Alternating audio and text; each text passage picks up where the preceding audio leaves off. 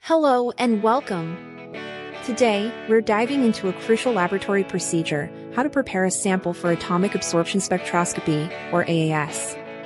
Proper sample preparation is the key to getting accurate and reliable results. The instrument can only analyze liquid samples, so our main job is to convert our sample into a suitable liquid form. Let's break down the essential steps. First, you have sample collection and handling.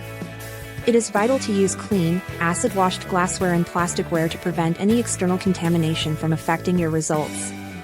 Any trace metals on your containers can lead to falsely high readings. The second and most critical step is sample digestion. The goal here is to break down the entire sample matrix, whether it's soil, food, or water, and release the metal you want to measure into a dissolved, ionic state. This is typically achieved using concentrated strong acids, most commonly nitric acid, and sometimes mixtures with hydrochloric or other acids.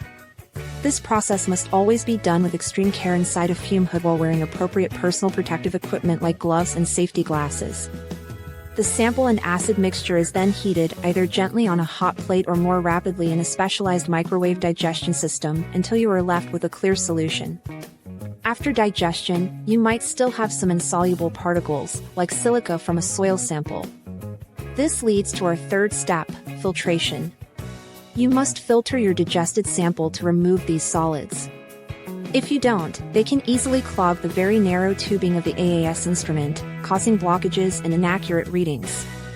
Once you have a clear, particle-free solution, you move to the fourth step, dilution.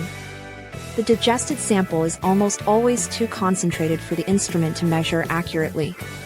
You need to dilute it precisely with high-purity deionized water. This is done using calibrated volumetric flasks and pipettes to ensure you know the exact dilution factor, which is crucial for calculating the final concentration in your original sample. At the same time, you must also prepare a method blank. A blank is a sample that contains all the reagents you used, the same acids and water, but not the actual sample. This is analyzed alongside your real samples to account for any contamination from the reagents themselves. And that's the basic workflow for preparing a sample for AAS analysis. Each step is vital for ensuring the quality and accuracy of your final data. Thank you so much for watching this guide. If you found this video helpful, please show your support by liking, subscribing, and hitting the notification bell so you don't miss our future content.